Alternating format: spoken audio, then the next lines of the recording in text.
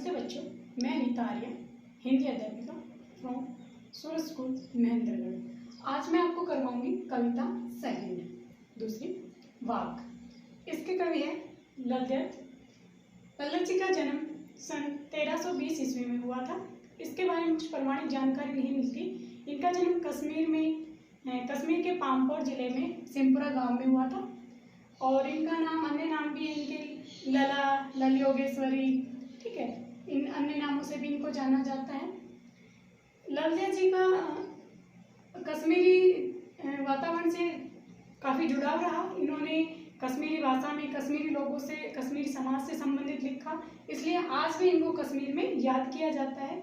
जिस तरह हिंदी में कबीर के दोहे, रसखान के सवैये, तुलसी की चौपाई, मीरा के पद होते हैं, उसी तरह से लद्यत के वाक हिंदी कविता में प्रसिद्ध रहे हैं। इनकी मृत्यु सन 1391 के लगभग बताई जाती है। मैंने आपको बताया कि इनके बारे में कोई प्रमाणिक जानकारियाँ नहीं है कि इनका जन्म कब हुआ था, इनकी मृत्यु कब हुई थी। तो लगभग 1391 के आसपास इनकी मृत्यु हुई बताई जाती है। और इनकी जो कविता है ये वाक, इन्होंने 4 भागों में लिखी है, 4 पद है, जिनमें से पहले पद में इन्होंने बताया है कि जिन्होंने किस प्रकार से ईश्वर मतलब मुक्ति पाने के लिए क्या प्रयास किए, लेकिन इनके प्रयास व्यर्थ हो गए। ईश्वर प्राप्ति के लिए इन्होंने जितने भी प्रयास किए वो सब प्रयास व्यर्थ होते चले गए। दूसरे पद में इन्होंने बताया है कि जो बाह्य आडंबरों का इन्होंने विरोध करते हुए बताया कि अंत्य चेतना में हमें समभाव का ध्यान रखना चाहिए। तीसरे में इन्होंने बताया है कि हमें भवसागर से पार उतरने के लिए, संसार से पार उतरने के लिए किस प्रकार प्रयास करने चाहिए। और जो चौथा पद है इनका, उसमें इन्होंने बताया है कि जो इन्होंने भेदभाव का विरोध करते हुए बताया है कि हमें ईश्वर को सर्वव्यापक मानना चाहिए। ईश्वर सर्वव्यापक होता है, हर जगह होता है, हमें किसी में भेदभाव नहीं करना चाहिए। तो अब इनके वाक का पहला पद करते हैं। रस्से कच्चे धागे की खींच रही मैं नाव, जाने कब सुन मेरी पुकार, करे देव भवसागर पार। पानी टपके कच्चे स्कोरे, व्यर्थ प्रयास हो रहे मेरे, जी में उठती रह रहे हुकूक, घर जाने की चाह है धीरे। तो यहाँ पे कवित्री कह रही है, रस्सी कच्चे धागे की खींच रही मैं नाव। नाव उन्होंने कहा है अपने जीवन को, कि मेरा जीवन क्या है, कि नाव है। और रस्सी कच्चे धागे, ये उन्होंने कहा है कि मेरे प्राण, उन्होंने अपने प्राणों के बारे में बताया है कि ये मेरे प्राण हैं। जैसे कच्चे धागे की रस्सी होती है, उसी प्रकार से मेरे प्राण भी कच्चे धागे की रस्सी की तरह है। जाने कब सुन मेरी पुकार, करे देव, देव मतलब ईश्वर, देव का अर्थ यहाँ पे क्या है, ईश्वर। भवसागर होता है संसार रूपी जो समुद्र है, उसको उन्होंने क्या कहा है, भवसागर पार। तो यहाँ पे कवित्री कहना चाह रही है कि रस्सी कच्चे धागे की खींच रही मैं नाव, जाने कब सुन मेरी पुकार, करे देव भवसागर पार। कि मेरा जो प्राण है, मेरे जो जीवन है वो कैसा है, एक कच्चे धागे की तरह। जिस तरह से कच्चा धागा कभी भी टूट सकता है, मेरा जीवन भी कभी भी समाप्त हो सकता है।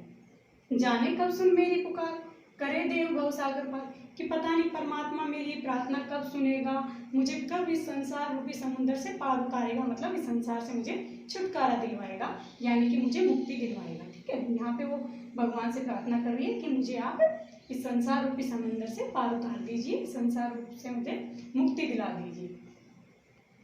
पानी टपके कच्चे सकोरे, व्यर्थ प्रयास हो रहे मेरे। सकोरे होते हैं, मिट्टी का एक बर्तन होता है, मिट्टी के जो बर्तन, घड़े या और भी बर्तन बनते हैं, उस तरह से बता रही है। सकोरे यानी कि मिट्टी का बर्तन। व्यर्थ मतलब बेकार, प्रयास कोशिश करना, ठीक है, हो रहे मेरे, जी में उठती रह रहे हुक। हुक होती है मन की बेचैनी, मन की बेचैनी को क्या कहते हैं, हुक। घर जाने की चाह है घेरे, चाह होती है इच्छा। ठीक है, तो यहाँ पे कवित्री कह रही है, पानी टपके कच्चे स्कोरे, व्यर्थ प्रयास हो रहे मेरे। कि जिस प्रकार से कच्चे घड़े से, कच्चे बर्तन को आग में सेक कर उसको, कच्चे को क्या बनाया जाता है, पक्का बनाया जाता है, आग में सेक कर बनाया जाता है।